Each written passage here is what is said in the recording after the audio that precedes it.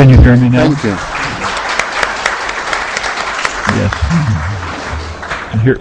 Professor Chomsky, I am the president of BZU University. My name is Nabil Kassis. I saw you in the late 80s. I didn't see you in the late 90s.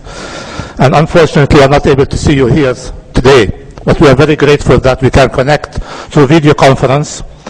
Of course, we will keep working at connecting with people directly and removing the barriers that stop people from coming to Palestine.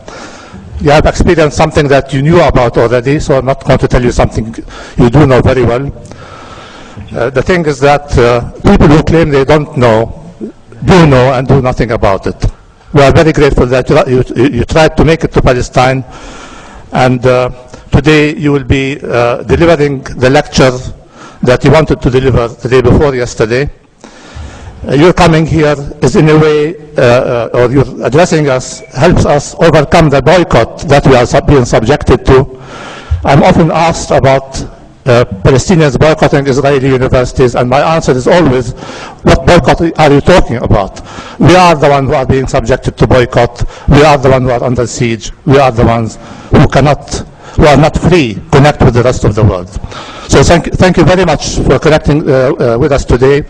And I salute you and your company. I cannot apologize for what the Israelis did. It's not our doing. But I assure you, if we were to staff these positions that you wanted to get through yesterday, or the day before yesterday, you will find us very welcoming and very grateful for your coming here. I will not take more time from the lecture. I will pass now to you, Abdurrahim. Abdurrahim, go ahead.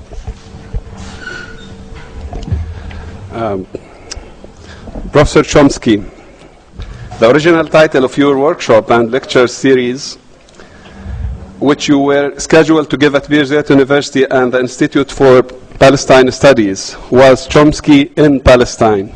Meanwhile, the racist policies of confinement and paranoid control, part and parcel of the Israeli draconian system you aptly linked to Stalinist regime, converged to deny you entry into Palestine. Given this denial, we gave ourselves the liberty to alter the title of your talks and workshops to Chomsky on Palestine, which sadly you now must deliver via a video conference. This renaming is another Palestinian trick to allow ourselves and our dear friends the permission to narrate yet another story of repression. And if our friends and many of us are prevented from doing so from the heart of the tunnel, from the penal colony, they can nevertheless speak on Palestine, the country of faultless tears and fading prophecies. Professor Chomsky, it is with a great pleasure that I welcome you at BZU University. I thank you for your collaboration with us to electronically and tentatively transgress the closure that Israel harshly imposes on our relations with the outside world and on our lives. Ever since the incredible student uprisings of 1968, we have witnessed lively and constructive controversies and debates about the role of universities, formations of political and social struggle, unequal geographies, freedom and revolution. During these times, Palestine gained special attention throughout the world, and our people directly confronted and challenged colonial, inhumane, and oppressive policies and practices. And today, in its refusal to submit to the brutal Zionist colonial subjugation, Palestine remains a symbol of resistance. But Palestine was then, and it remains today, colonized. Palestine is an idea, but never a metaphor. Palestine is also a place and a people, but never a myth created about them. Palestine is where and who I am, where my colleagues are, the place where they are, and the place they cannot enter. Palestine is a unique combination of place and every place. Palestine is the real and the ideal at once. Palestine is where I teach and where some of my most beloved fellow Palestinian professors and friends cannot teach. For the occupying powers have denied those their otherwise normal choice to live and teach in their homeland. Professor Chomsky, on Sunday afternoon, the Israeli occupying powers denied you entry into Palestine. The news about your denial immediately reached all the news and media outlets. I must say, however, that while dealing with these developments here at BZU, we followed the media coverage without wonder or surprise. Denial of entry is unfortunately all too common to us. Palestinians have been denied the place of Palestine since our first Nakba of 1948, when nearly 3/4 of our people were forced out of their lands. Ever since, 6 million Palestinian refugees have been denied entry into historic Palestine.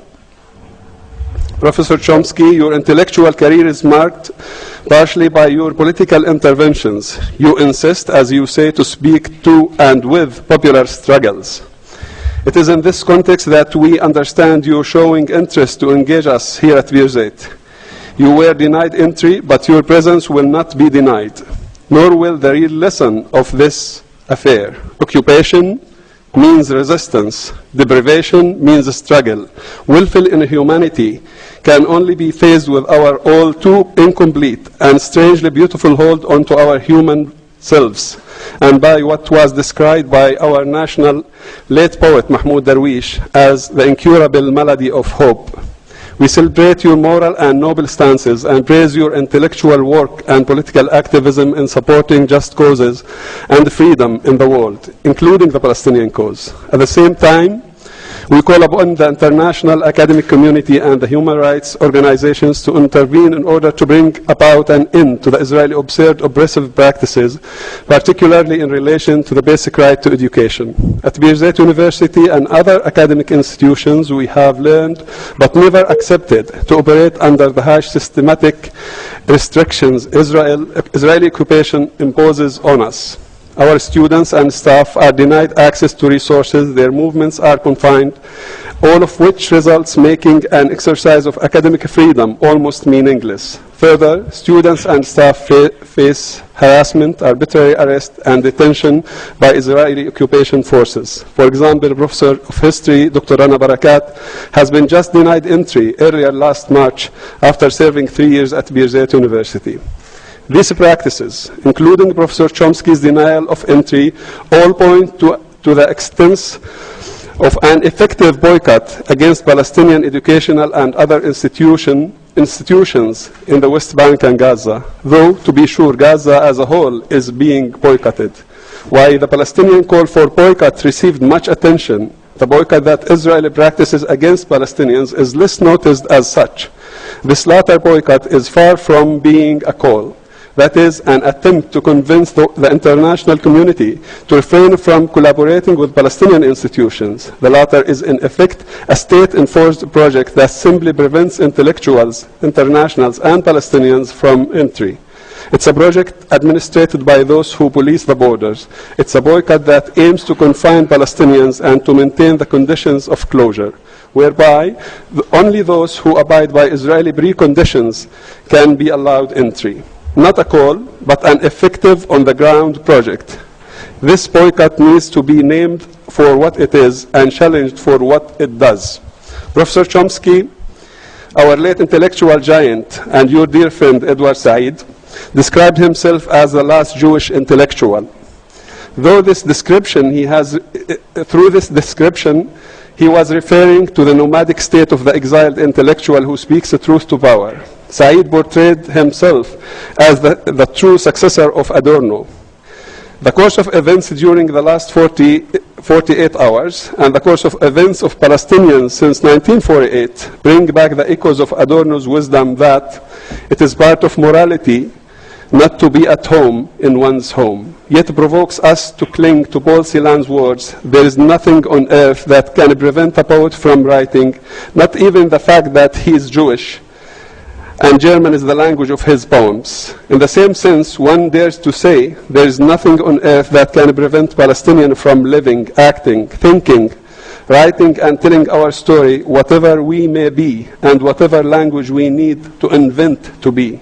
Stories not only of occupation, colonial servitude, and painful exile, though those are certainly a part of our tragic history, but also stories of perseverance.